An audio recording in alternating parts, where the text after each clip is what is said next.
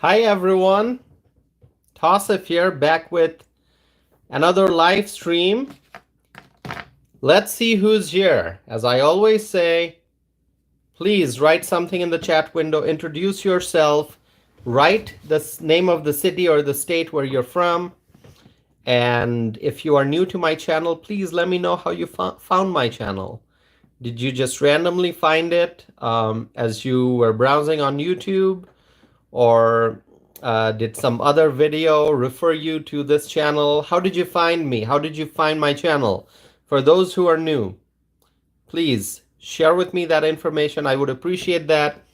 And my friends, as you know, for those who have watched my channel before, those who have tuned in for my live streams before, you know this already, that I like to wait for a minute or two before going into the discussion, and that is because it allows people more time to tune in. And so,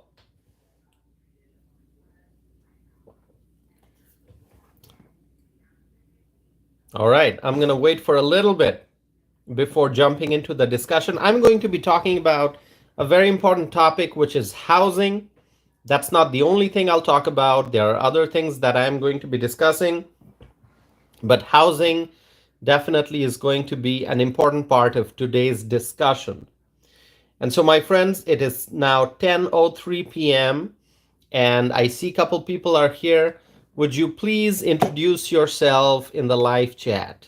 I would appreciate it very much. Please say hello, write your name, write where you're from, or just share your thoughts, ask a question. You can ask a question. What's special about this live stream?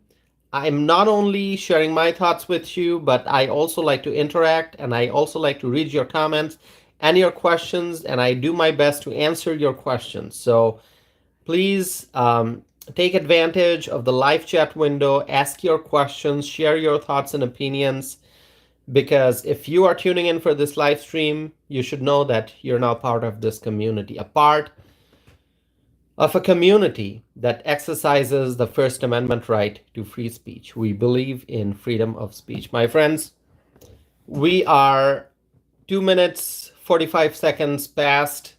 So I'm going to be starting the discussion in about 10 seconds here. And so, oh, I see more people have joined. Welcome. Welcome to this live stream. Please participate in the live chat window, but I am now going to start the discussion. My friends, we know that people in this country are struggling with the cost of living. Cost of living is going up, and Americans are struggling. And a huge part of a person's expense is the cost of housing. The cost of housing is significant. It's a significant part of people's expense. And it could be rent, it could be mortgage payment, just, housing payments in general. And housing payments are now causing pain and suffering for the people of this country. The people of the United States of America, the Americans, are struggling with housing payments.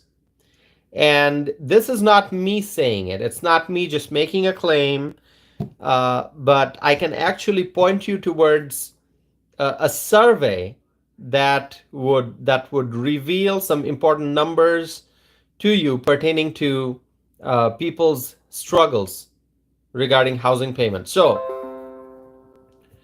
reportedly, Redfin, which is a real estate brokerage firm, conducted a survey of close to 3,000 US homeowners and renters. And the results showed that 49% of people said that they are struggling and having to make sacrifices to make their monthly housing payments. Now, you may be asking, what kind of sacrifices are people making? They're making sacrifices, but what kind of sacrifices? Well, let me share some more information with you on that. To make sure that people are able to make housing payments, many are cutting back on the food that they eat. People are skipping meals. They are eating less. And some are working extra hours at their places of work And reportedly, some are selling their belongings. And people are also borrowing money from friends or family in order to keep up with the expenses. I'm going to pause for a little bit because I want you to absorb this information, what I just revealed to you. And this is not just me making up these sentences, these statements. It's not just me drawing these conclusions. As I mentioned, Redfin, a real estate brokerage firm, they conducted a survey of nearly 3,000 US homeowners and renters. And they came up with these findings. Nearly 49% of the people said that they're struggling and having to make sacrifices to make their monthly housing payments. This is really sad. People are cutting back on food. They are working extra hours. Some are selling their belongings. And some are borrowing money from family and friends in order to keep up with the expenses. And that's not it. Many people are drawing from their retirement savings in order to make ends meet. I want you to think about it, my friends, and share with me your thoughts. Share with me your thoughts and your comments on this. I've talked about this before, actually. I've talked about how people are drawing from their rainy day funds, from their savings accounts, from their retirement funds in order to keep up with the expenses, everyday expenses. This is the part of the economic struggle that we see across the country. There's widespread economic uncertainty, and housing is a basic necessity. And we're not talking about luxuries or vacations. When people struggle financially, they may give up a lot of extra expenses in life and only focus on the most important ones. For example, people may skip going on spring break or summer vacation, or they may skip going on a ski trip in the winter to focus on paying rent and mortgage, buying food, buying essential clothing, and making sure that they have money for transportation, everyday transportation. Because housing, food, clothing, transportation, these are the basic necessities. Vacation is not strictly a necessity. I mean, although I believe that people do need some time off and they need to go someplace outside the city or state for a change. They need to go maybe to a scenic place or to some other city or somewhere nice. Could be a busy and fun place, exciting place, or could be a relaxing or calm place. But people, for their mental health, for their physical health and well-being, people sometimes need to take time off and go someplace nice, to some other city, to some other state, or to some other country to relax and to have a good time, to feel refreshed. Okay, this is important. But economically speaking, a vacation is not a necessity. So people may skip going on vacation, and instead they may use the money to pay for necessities, especially at a time of financial crisis. So this survey that I mentioned by Redfin revealed that close to half of Americans are struggling to make housing payments. When people find it difficult to afford housing, that's a real warning sign for the economy. When people dip into their savings to pay for their ongoing everyday expenses, it's a real warning sign for the economy. And that's what we are facing right now, my friends, here in America. In the land of the American dream, hardworking Americans are struggling to afford housing. Do you have any thoughts you want to share? I'm going to pause for a second. I'm going to look at the live chat window, and I want to ask you if you have thoughts that you want to share. What are you seeing in your neighborhood? What are you hearing when you talk to your friends, your colleagues, your family members, your relatives? Are they talking to you about the challenges, the financial challenges that they're facing, or do you think everything's going well? Do you think that people around you, people in your neighborhood, people in your community, people who are part of your, family circle, your friends, your coworkers, are they all doing well? Or do you find that people are struggling? I want you to share some thoughts with me, my friends. Please participate in the live chat window. I would appreciate that very, very much. And I will pay attention to the live chat window. Now it's voluntary. If you want to share something in the live chat, feel free to do that. If you don't want to do it, that's okay. I understand. If you want to send me something more privately, if you want to share some information with me on a one-on-one basis without writing it in this live chat, which is really, it can be viewed by anyone on YouTube, then feel free to send me an email, okay? Feel free to send me an email. What I'm going to do is share my email address here in the chat, okay? Email, I'm going to type it out now. Tausifanam.net. That's my email address, okay? Tausif@tausifanam.net. So you can see that I wrote that and I put that in the live chat. So if you want to send me an email, feel free to do that. And I'm also going to post my website address. Give me 1 second, okay? Website. So you see my website is also there, tausifanam.net. By the way, my website was down for a few weeks, but it's back. It's up and running now, and so you can visit the website and read more about me, read my bio, check out the pictures that I posted on my website, check out the Fox News interview that I did last year. It was a live interview. I talked about immigration, and you can also check out my poetry books. Information is available on my website. I always encourage people to participate in the live chat, and if you do that, you're basically helping create a stronger community. Because what am I saying? What's my main message? My main message is that we have to protect our freedom, we have to protect our constitutional rights, and we have to make sure that we continue to exercise our freedom of speech. So that's really my message here. And so if you participate in the live chat, I would appreciate that. Help create a stronger community, my friends. And I'm gonna move forward with the discussion that I was doing. So we are facing housing issues in the United States, and in the land of the American dream, as I said, hardworking Americans are struggling to afford housing. Now, do you know where I live? I've mentioned that before a number of times. For those who have been watching my channel for a while, you know where I live. You know that I live in Madison, Wisconsin.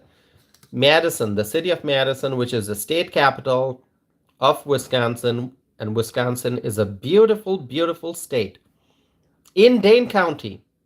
So this is the county in which I live. I live in Dane County, Wisconsin. And in this county, a lot of housing is reportedly being built, okay? But then a lot of people are also moving into the region. So it seems that there may not be enough housing to meet the growing needs. Even if homes are being built, more and more people are moving into this region, which means that the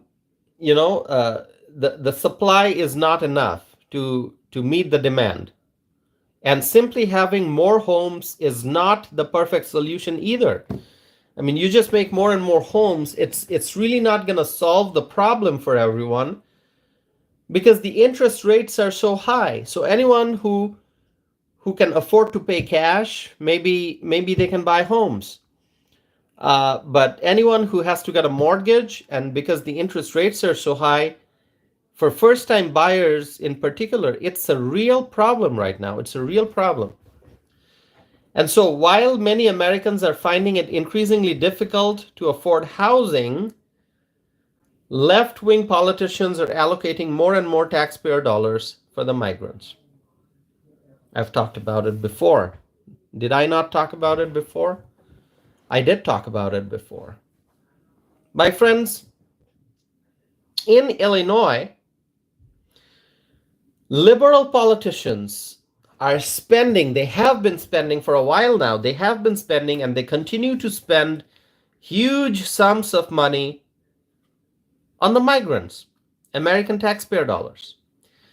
And so this week, a lot of really upset and angry and frustrated Chicago residents, they showed up at a city council meeting in Chicago, and basically they protested because they are not happy with what Mayor Brandon Johnson is doing. Mayor Brandon Johnson, he is requesting an additional $70 million, and this is taxpayer money, an additional $70 million in taxpayer funds to spend on the city's migrant crisis. And so a lot of Chicago residents, they are so unhappy because they don't want to see their tax dollars being spent on the migrants because there are so many needs in the community. So they're not happy, and some of them actually, I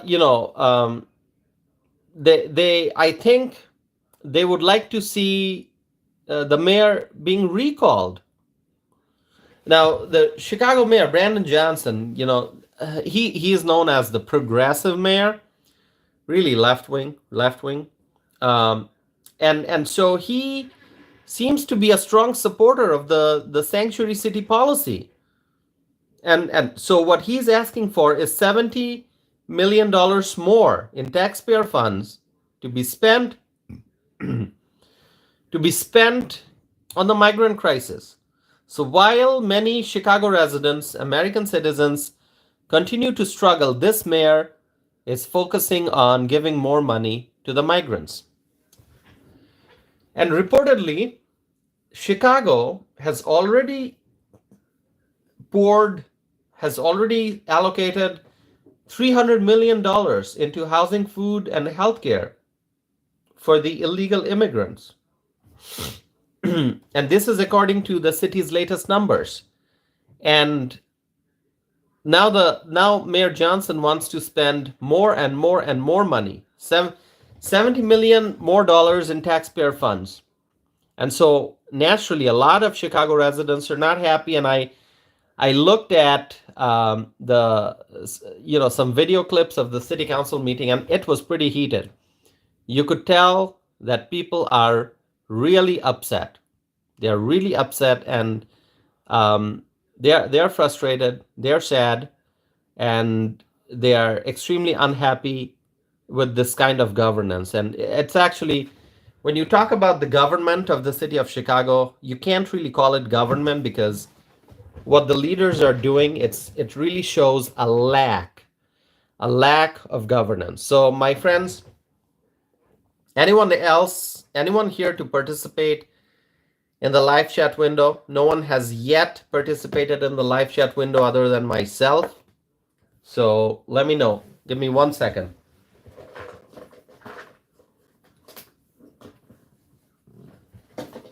Sorry, I just had to get some wires out to put my device on charge. I try to charge my devices before I start the live stream, but sometimes I just realize as I'm doing the live stream that my devices are not fully charged. So I have to take care of that. Give me 1 second. All right, I'm back now. So let's see. Anyone in the live chat? Anyone?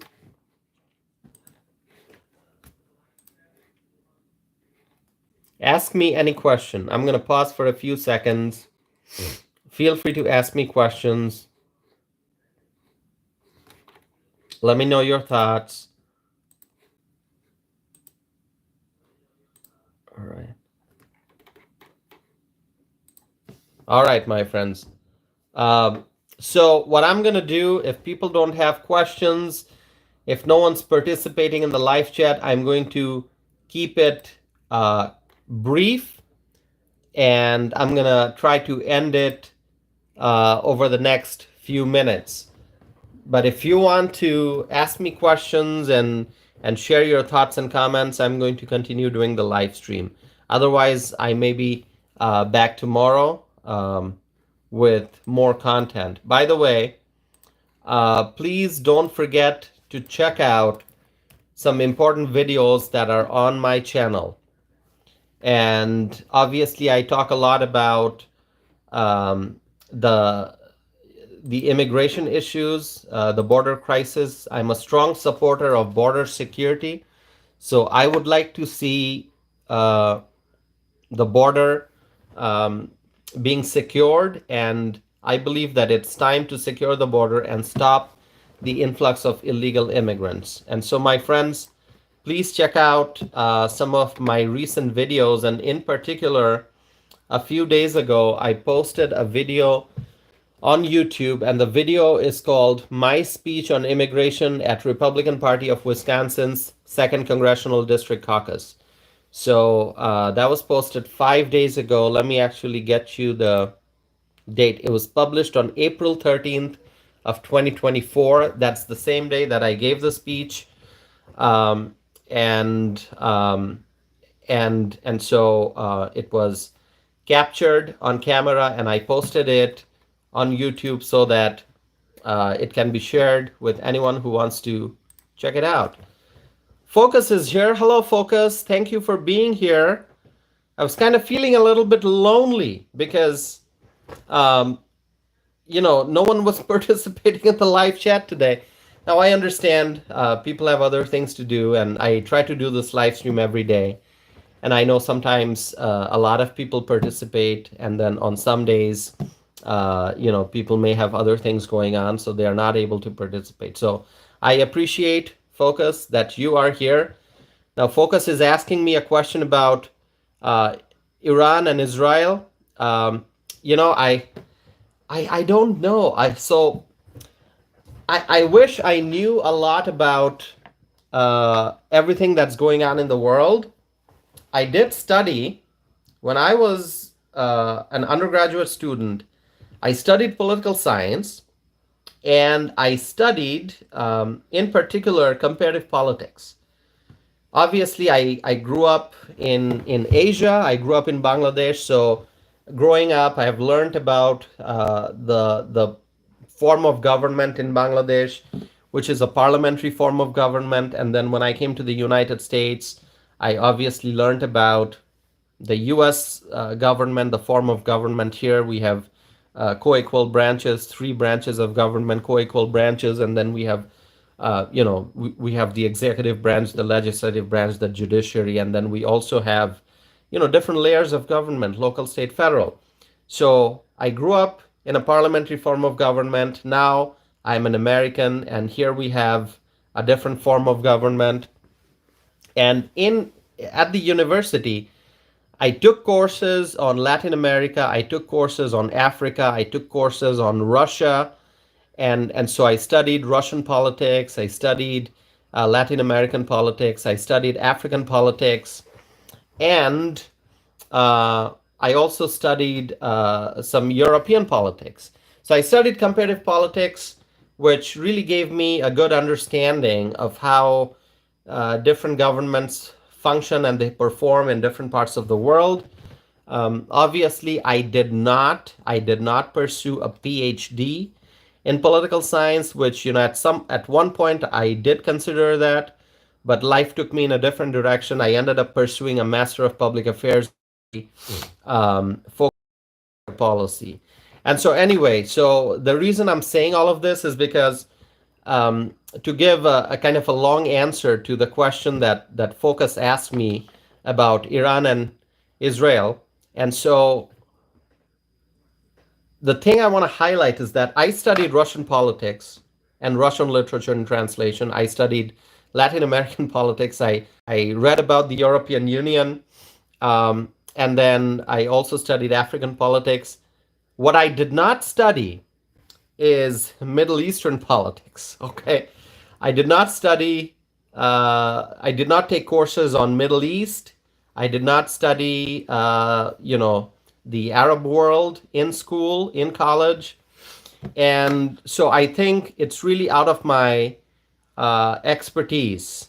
It's not part of my areas of expertise to comment on what's happening in the Middle East. It's a very complex issue, and I just choose to not talk about it because I don't have the kind of expertise that I have on healthcare policy. You want to talk to me about healthcare policy anytime, all day, every day, any day. I can talk about healthcare policy. Now, that doesn't mean I know everything about healthcare. Obviously not, because healthcare is massive, right? You want to study the healthcare system. It is massive, and so I learn new things every day. But that's something I can talk about. Middle East, it's important to read the history. It's important to understand the historical relationships. It's important to understand, what's been happening over the last few decades, and even go back centuries. And how did we get to the point that we are at now? The evolution of U.S. relationship with Middle Eastern countries. I mean, there's so much to study, and I haven't done that. I didn't take a class on Middle East in school. And do I pay attention to the news? Do I follow what's going on? Obviously I do, because I want to be an informed individual. But to comment on Middle Eastern issues on this channel, I think that's I don't have the level of expertise that I think somebody should have to be able to do a podcast episode or to do a detailed live stream on Middle Eastern issues. But what I can tell you is that whatever is happening in the Middle East, it's going to affect us. And I think we all know that. Maya sisters, welcome. Glad to see that you're here. Thank you for joining. So Focus is here. Maya sisters is here. Thank you both for coming. And I see a comment here. Maya sisters is writing that she is worried that the Israel-Iran conflict will spread to other countries. That's a real worry, obviously. And what I'm paying attention to right now is that how is the oil market? How is the oil market, the market for fuel? How is that going to be impacted? We're already, as American consumers, we're already paying a lot of money for gas every day. I mean, $3.4 per gallon approximately. That's the price right now. In some gas stations, it's a little more than 3.4, and in some places a little less than 3.4. But that's why I say approximately $3.4 per gallon for gas, and this is like the unleaded. Okay, this is 87, and so this is significantly higher than what we in Wisconsin were used to paying. When Trump was in office, everything was going well, and we didn't pay this kind of money for gas. Okay, it was around, it was significantly lower. And so I'm afraid that we're going to start seeing, maybe as soon as tomorrow, we're going to start seeing, I think, the impact of this conflict in the Middle East on the global oil market. And so watch for that, because when the price of fuel is affected, that affects everything. It's not just fuel that you buy, to drive to your work or to go get groceries or for your personal travel. I mean, transportation industry, they rely on fuels. Production, means of production, you need electricity, you need fossil fuels. And so every sector of the economy will be impacted by what's happening in the Middle East. And right before I started this live stream, I got like right here on my phone, I got like breaking news updates, and I saw, okay, well, things are getting heated in the Middle East. And my first reaction really is like, as a US consumer, you know, what does that mean for me? What's going to happen? I mean, how is it going to affect my budget starting tomorrow? I mean, we're already struggling, as I was just talking about. People are struggling to make housing payments, and so and that's not the only issue. Groceries, and your utility bills, really everything. And all right, let's talk about the price of fast food. Fast food prices are going up because of overall inflation. And in a place like California, it's going up even more because obviously they've got that really, left-wing governor, Gavin Newsom, who loves this minimum wage, whatever he did in the city, and that's increasing the cost of doing business with the new minimum wage, law. And so grocery prices are going up, fast food prices going up, gas prices, everything, housing, rent, mortgage, everything's going in the wrong direction. And now, on top of all of that, this crisis in the Middle East, oh my God, what is it gonna do to us? What is it? How is that going to impact us? Negatively, definitely negatively. And so I don't know what's going to happen. I'll be watching the news, my friends. Let me read some comments. Focus writes, unfortunately, more inflation. That is correct. My sisters writes, toss if oil price is a good point. Wait until the summer season. Biden does not have the oil strategic reserves to lower oil prices. Exactly. Biden administration, everything that they have done so far, everything is just, took our country in the wrong direction. Everything took our country in the wrong direction.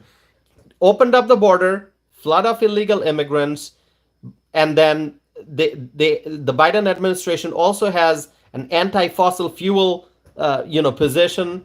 They love this so-called green energy, and they are anti-fossil fuels. They are not energy friendly. And so under Trump, we had energy independence, which we no longer have. Okay. And then, of course, we know about the inflation. We know about supply chain. We know about the lack of leadership at the global level, which is why you see so many military conflicts and wars and unrest all over the world. I mean, Middle East is something that's really, getting a lot of attention because of how intense the situation is there. But there are other parts of the world where you see political unrest and conflicts. South Asia, there are many issues in South Asia and the Indo-Pacific region. It's heated. You never know what's going to happen. And so, I mean, everything's heading in the wrong direction with Biden in office. So do you miss Trump? I miss Trump. I miss Trump. I want Donald Trump back in office. I want Donald Trump in the White House. I want Donald Trump in the Oval Office. Okay, we need a real leader, and Donald Trump is the leader. And that's the leader we don't have right now in office. And look at what they are doing to Trump. I mean, are you following news about this hush money trial? I mean, this is just complete nonsense. Okay, they are throwing cases and lawsuits at Trump, and they're trying to distract him from focusing on election. The more cases they throw at Trump, the less time he will have available to spend on the campaign trail. And that's really the purpose of all these lawsuits, I think. All these left-wing district attorneys and all these left-wing prosecutors, these left-wing, judges, and all these people in the judicial system, people who are supposed to be public servants, people who are supposed to be, following the words of the Constitution, who are supposed to be, who are supposed to maintain high ethical and moral standards. All these people, Okay, they are just villains. They are going after Trump. They are throwing cases after cases at him because they don't want to see Trump win the election. But you know what? Every time they throw more and more cases at Trump, people are going to support Trump more and more. So the more challenges these liberals and these left-wing politicians and judges and these district attorneys and these prosecutors, the more cases they throw at Trump, the more people are going to love and embrace Trump. The more his chances of success in the election will increase. Let's see. Focus writes, notice gas was cheap when Trump was in office because no new wars. Exactly, Focus, exactly. Focus is writing, everything is up 30%.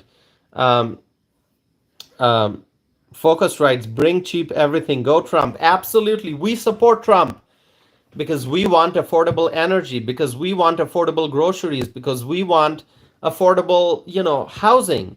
And so, my friends, Trump, we need Trump. Focus writes, property taxes and house insurance are up. Exactly. I mean, everything's up. I mean, what am I going to talk about? I mean, the list is long. We all know that. Everything is going up in price. It is so sad. Everything is going up in price. I mean, really, it's just, this is a nightmare economy that we are a part of right now. This is really a nightmare. Everything that can go wrong is going wrong. Everything that can go wrong is going wrong. I mean, there's nothing that's heading in the right direction. Okay? Let's see. Any more questions and comments, my friends? So going back to the Middle Eastern issues, really, I am worried that we are going to suffer tremendously because of this, because of the conflicts in the Middle East. Excuse me. So any more questions? Any more comments you want to share? Yeah, Focus writes, this is the problem with polarization. It's like, I may have talked about this before. Why can't we have peace on earth? We have, I mean, the history of human civilization, it's the history involves so many wars, so many conflicts. And as we evolve more, as we become more knowledgeable, as we reach higher stages of evolution, as we become more sophisticated as human beings, why can't we have peace on earth? Really? That's a very basic question. Why can't we just live happily? It's really sad. It's really sad to see what's happening in the Middle East, what's happening in parts of Africa, parts of Asia. It's just sad. So Focus, Maya Sisters has a question for you. She writes, where are you from? Yeah, that would be great to know, Focus. What state are you from? Now, you may have mentioned it before, perhaps I forgot, but if you could answer that, that'd be great.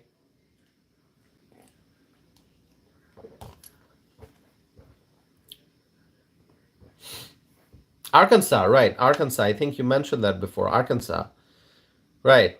So you have the great governor, Sarah Huckabee Sanders.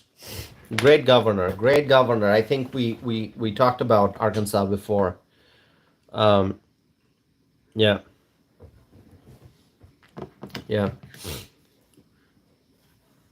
So Maya Sisters writes, our home price is still affordable. So Focus, Arkansas, what's happening in Arkansas? What about the real estate market? What are you seeing?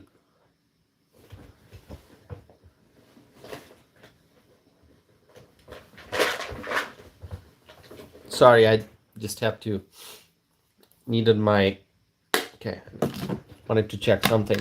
I'm back. So Focus. My sisters is writing about asking about the home prices. So we want to know what's happening in Arkansas. Are prices going up significantly? Not just home prices, but rent also. If you can just comment on rent, um, because rent is going up significantly in Dane County. So Focus writes a house cost $240,000 in Arkansas. Okay, is that the average or the median? Do you know? Um, Average house price. Let's see. Hmm. Average. Okay, so that's average. Okay. What's the average in Wisconsin, I wonder? Give me 1 second. Mm, so I'm gonna let's see if the Wisconsin Realtors Association may have some info here. Mm, 1 second. Please continue the conversation. I'm looking up some uh, real estate data from Wisconsin. Okay. Mm.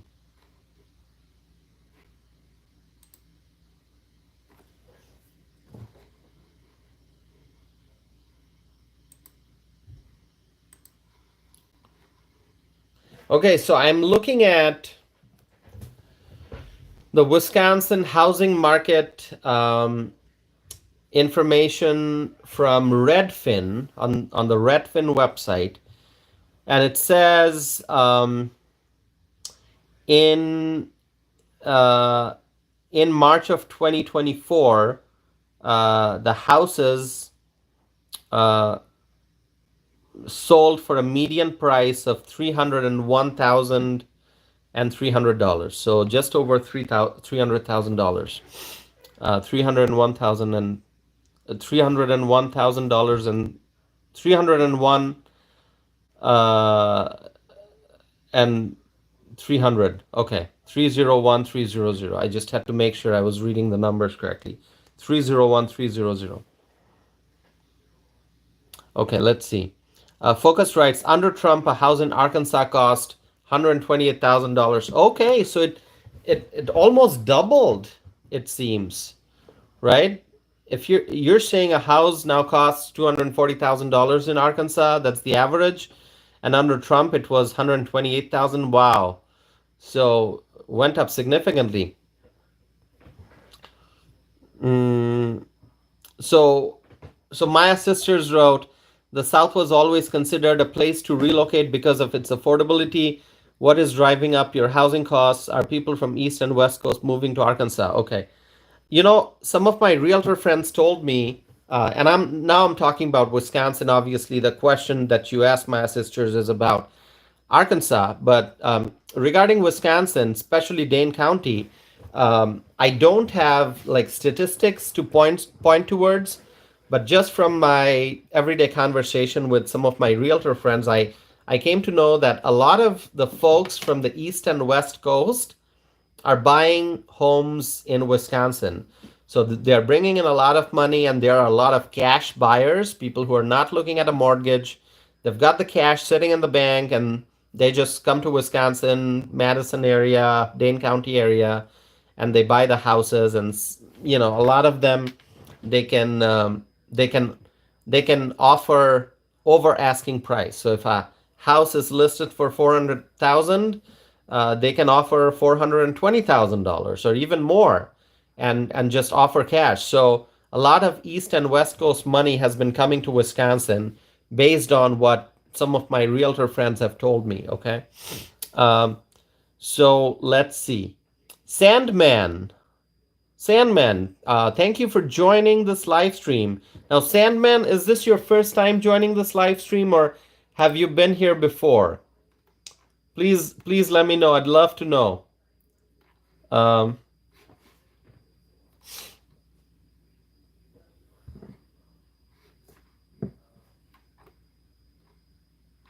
so Sandman, uh, Let me see. Give me 1 second here.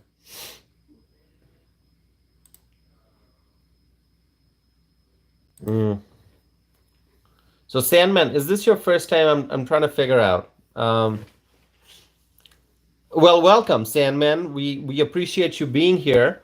Thank you so much. Let's see. Let me just look at the live chat here again. So I see Sandman's comment. Sandman is writing about um, the central banks and the printing of money and Wall Street. Okay.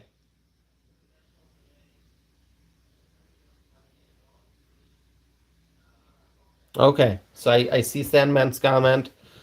So Sandman, would you give us a little bit about your background? Are you a finance person? Do you have an economics background, or maybe in finance or something? Do you have? Um, I like to find out more, because I don't think I'm guessing Sandman. This is Sandman's first time participating in the chat window. I may be wrong, but if that's the case, please just tell us a little bit more about yourself, whatever you're comfortable with, where you're from. That'd be great. Badger Den is here. Badger Den, thank you for joining. I appreciate you being here. It's good to see that you're here. Thank you. Focus writes, Mississippi cost $232,000 for a home average. Okay, so Mississippi is a little less, I think, average than Arkansas. Okay. Badger Den writes, hello everyone. Well, hello Badger Den. Thank you. Badger Den, how are things in New York? Give us a little update on New York if you want to. It's really up to you. Tell us what's going on. What is Eric Adams up to right now? What is he working on? What is he doing?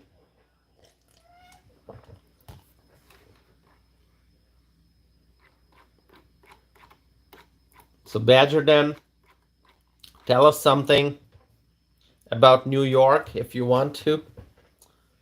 Okay.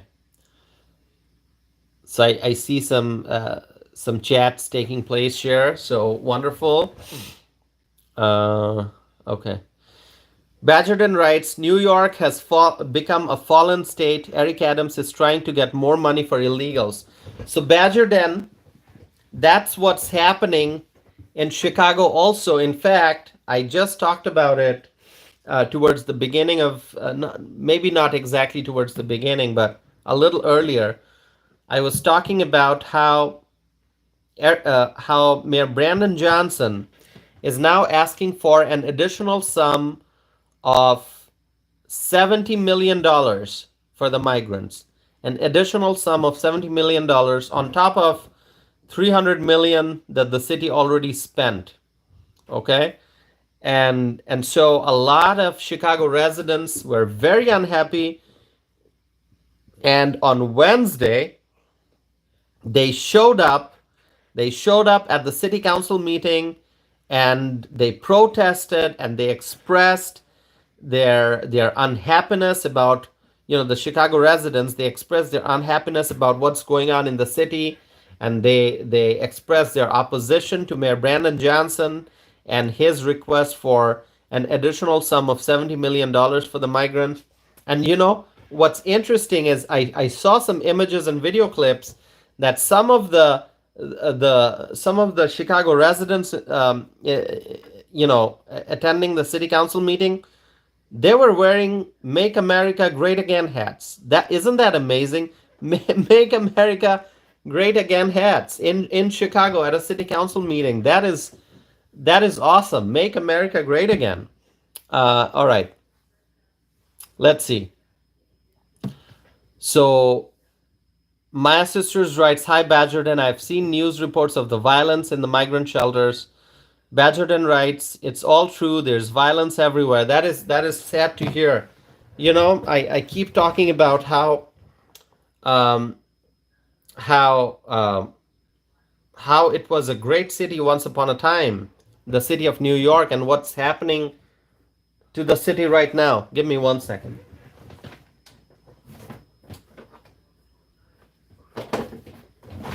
I have to be better at managing these wires. I've got two devices in front of me right now. One is my tablet that I'm using to live stream, that, and then I've got my laptop here, and also a third device. I've got my phone. So they all run out of charge because I use them all the time. Not all at the same time, but quite a bit. Let's see. Give me 1 second. All right.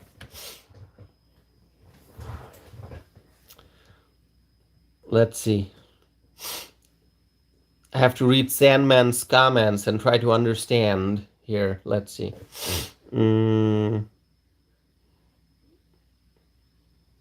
Okay. All right. It's always wonderful to see when people participate in the live chat. Now, initially, when I started today's live stream, it seemed like people weren't participating, or, I didn't see too many comments. And suddenly, it's wonderful to see so many people here. We've got Sandman, Badger Den, Maya Sisters, and Focus. And did I miss anyone? So it's wonderful to see you all here. So thank you for being here. Thank you for participating in the live chat. And sometimes I see you're sharing information. So I like to watch and and learn. Okay. All right.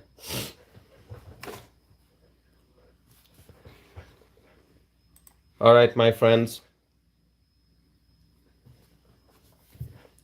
Let's see. So, I always say that we have to be hopeful. We have to be optimistic because it is important. We cannot lose hope. And I am somebody who likes to talk a lot about the issues that we're facing as society. I always do that. I talk about the migrant crisis. I talk about widespread crime and lawlessness, and different conflicts, military conflicts, and global tension. I talk about all these issues which cause a lot of worry, which cause a lot of tension, which cause a lot of anxiety, right? But then again, I like to say that we have to be hopeful. We have to think positive. No matter how difficult things get, we always have to be hopeful. We always have to think that, what, there's going to be light at the end of the tunnel. Okay, good days will come. Look at the the bright side. And that's the same thing I'll say now. We have to be optimistic, we have to be positive, and that's why, my friends, I do these live streams, because I want to raise awareness, and also I want to spread hope. As much as I'm sharing thoughts about all the things that are going wrong, I also highlight that it's important to be hopeful. uh,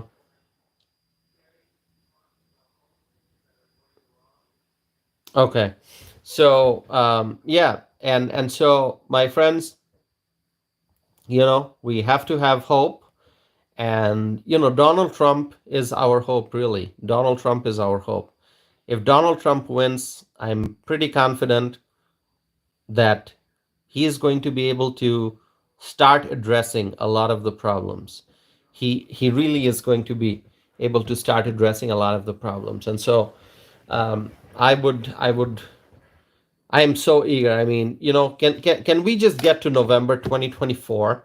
Can we just get to November 2024, so that we can we can have we can celebrate the election of Donald Trump. So, Sandman, what's your prediction about the border crisis? What do you think is going to happen?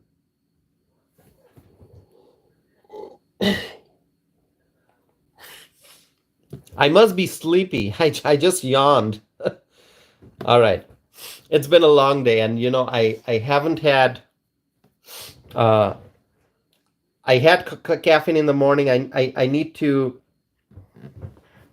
um I need to have some more caffeine, and to kind of fight the sleepy feeling. But that's okay. And the allergy is actually, I'm having constant like itchy feeling in my nose, in my eyes, and that's because of the spring allergies. So anyone, this is a question for you all. What do you think is going to happen in November 2024? Is Trump going to win?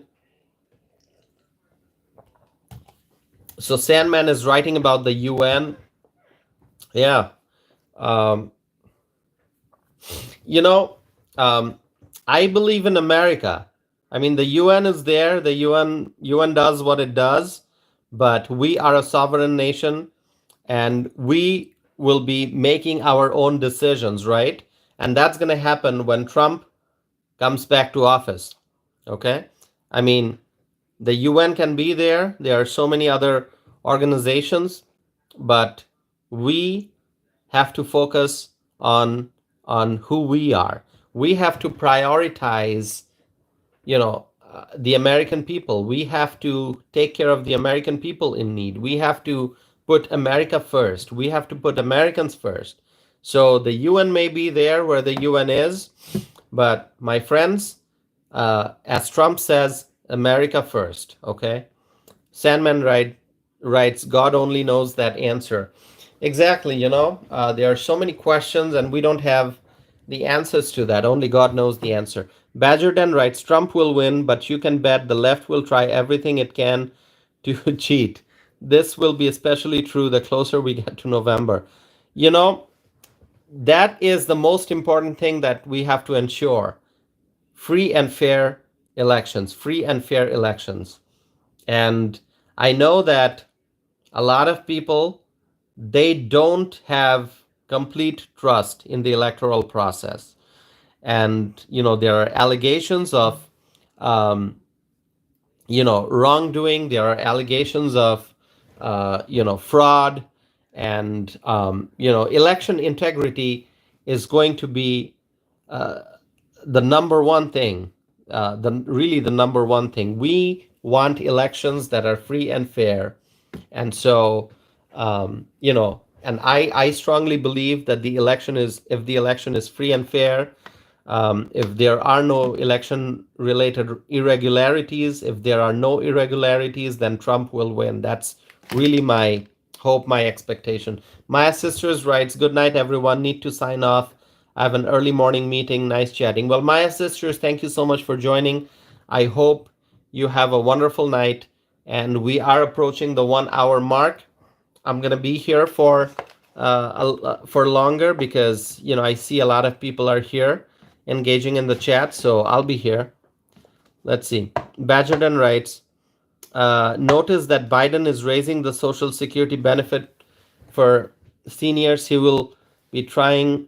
So yeah, I mean, Badgerton, let me just tell you, the Democrats, they have the strategy that they want to give more and more benefits in order to be the favorite in an election, right? But let's also try to understand that nothing is free. So what Biden is trying to do with this whole student loan thing, he's trying to, once again, energize the young folks, people who have student loans, and try to gain their support before the election. But people must realize that the student loan handout, it's actually going to hurt the economy as a whole, because student loan forgiveness, it's not free. The money has to come from somewhere. And so I have student loans at this very moment. I have student loans, and I work hard to make sure that my loans get paid. So as a responsible American citizen, I know that I've got student loans, and those student loans have to be paid back. And so what I am doing is I'm working hard. I'm doing my best to make sure that my student loan payments are made on time. And so I think that individual responsibility is very, very important, and expecting that government will come and do loan forgiveness and everything's gonna be good. Well, if student loans are forgiven, it will have an impact on the economy in a different way, and it may actually spark inflation and may make inflation go up even more, because as I said, the money has to come from somewhere. I mean, it's not, nothing's free in this economy. Badgerton writes, the young college students shouldn't fall for these freebies. That's exactly correct. So, I'm trying my best to raise awareness to make sure that people understand that. All right, let's see.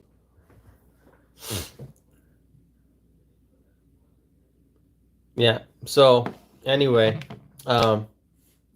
now Badgerton, I've got a question. Do you think after everything that's been going on in New York, will the people still vote for Eric Adams in the next election if he decides to run for re-election?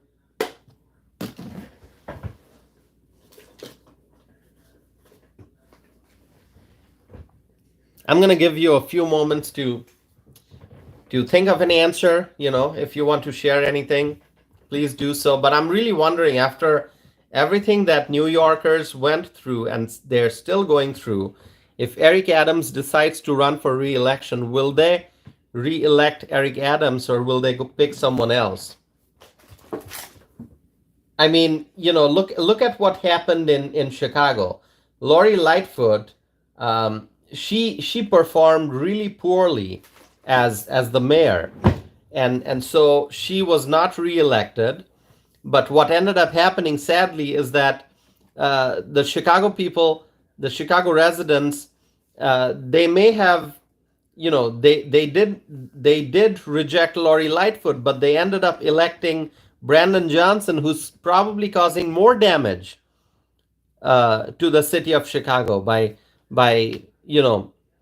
requesting all these massive sums of money for the migrants. So although the city of Chicago residents, they rejected Lori Lightfoot, they voted for Brandon Johnson, and Brandon Johnson is taking the city in the wrong direction. So I wonder what's going to happen in New York. So let me read some comments. Badgerton writes, maybe they won't vote for him, but they will vote for another Democrat. New York City is Democrat entrenched. They won't change their voting habits. Okay. Yeah, that's I guess what I was saying when I compared, when I did the Chicago comparison. Are they going to reject Eric Adams and bring in another left-wing politician? Just like the Chicago residents, they rejected Lori Lightfoot and elected Brandon Johnson. So Sandman is writing. Oh, Sandman, you live in Canada. Okay. Okay. All right. So Sandman, I'm trying to read and understand all your comments. You obviously have reference to history because you mentioned the Roman Empire. You're talking about the UK. Okay. So Sandman, thank you for sharing those thoughts. So I've got a question for you, Sandman. Where in Canada are you? Which province or which city?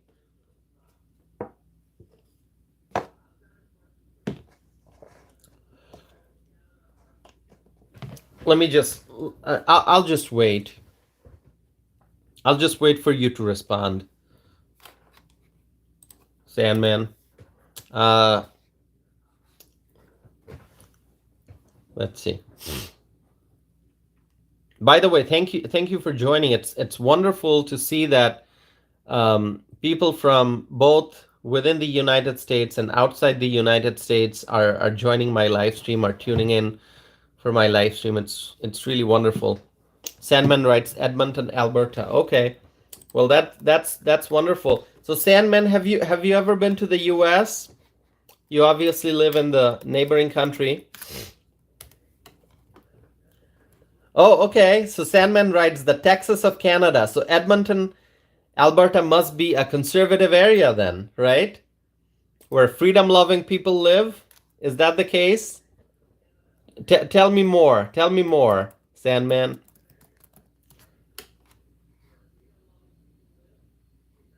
So I was just looking at the distance between Madison, Wisconsin, where I live, and Edmonton, Alberta. It's 1,500 miles. 1,500 miles. Wow. It's so far away. So far away. So Sandman writes, been there a zillion times. Awesome. So Sandman, have you ever been to Wisconsin, where I live? I live in Wisconsin, in the Midwest. Have you ever been here? If you have, let me know. I feel so great that my channel, my live stream is being watched from beyond the borders of the US. So Sandman, it's wonderful to know that you're from Edmonton, Alberta, and it's really amazing. It's really amazing. Thank you so much. Alberta has more oil than Texas. Oh, really? Awesome. So that is great. Sandman, I believe that we must take advantage of the natural resources that we have. I mean, these are God-given resources. So I really don't understand why the liberals, they like to demonize fossil fuels. They demonize fossil fuels. The liberals, they talk against fossil fuels. They talk against coal, oil, and gas. And I don't understand that. These resources are there for a reason. God has granted us these resources, coal, oil, and gas, so that we can take advantage of them, and so that we can create a more competitive economy, so that we can have affordable energy, so that people can live comfortable lives. And so if we have resources, we must take advantage of the resources. And so Sandman writes, Alberta has more oil than Texas. Well, that must be a lot of oil. So Sandman, I am now actually very curious to learn more about Alberta and the resources there.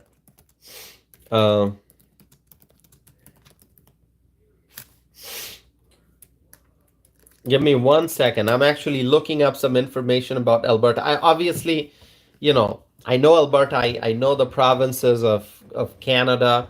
I have not visited all those places, but I've been to Canada once. I haven't been to Alberta, but I don't know the exact details of what kind of natural resources Canada has and in what parts of the country. So I am now looking at the oil sands reserves in Alberta.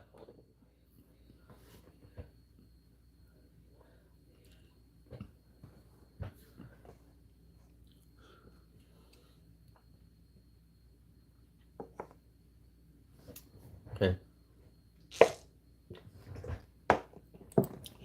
Let me just see here. All right. So Sandman, I'm reading your comment.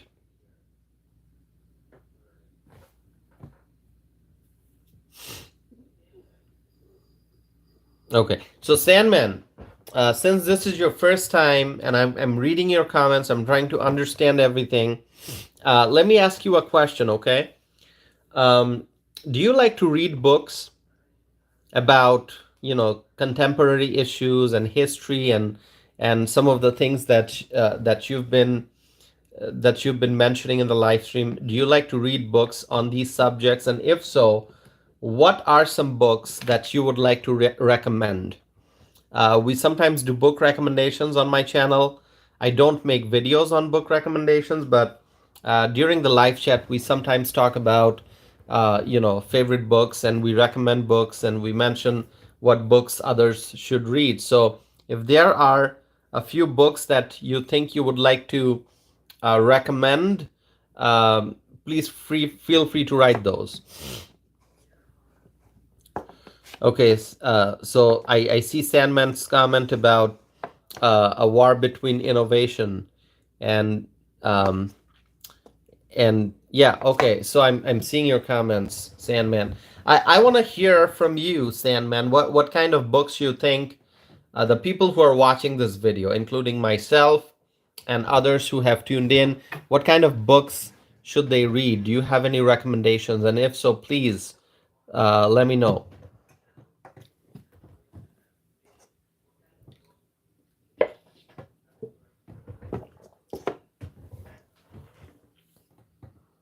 If you have recommendations, and if you don't, you can just let me know.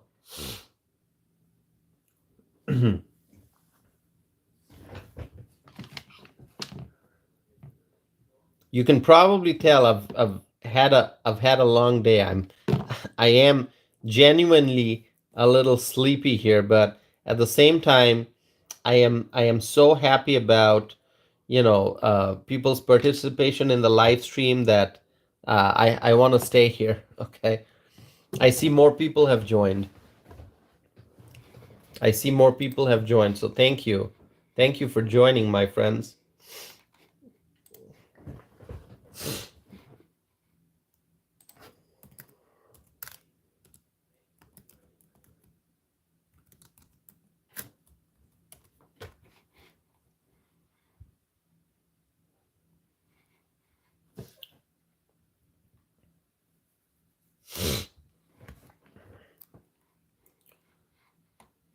All right. So, Sandman, I'm reading your comments, and sometimes I'm not able to respond to comments because the comments just appear one after another, and it takes me a while to read everything and to respond. So, I may not be able to readily do that. But, sometimes what I do is I revisit a video. So, after my live stream ends, I replay that, and I read the comments that I missed. So, I may do that. And Sandman, I just want to thank you for tuning in, for joining, and hopefully you'll watch some of my other videos on this channel, and and hopefully you can tune in for future live streams. So, my friends, what I'm gonna do, we're approaching the 1 hour and 15-minute time mark. I'm going to be ending this live stream in about a minute or two. So thank you for all those who joined. So Sandman, thank you for joining. Badger Den, thank you for joining.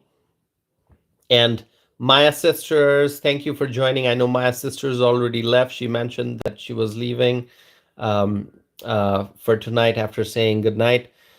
Focus, thank you for joining. And I don't know if I missed anyone else. I just want to thank you all for tuning in for the live stream, for joining. Thank you so very much. If I missed addressing any of your comments, I apologize.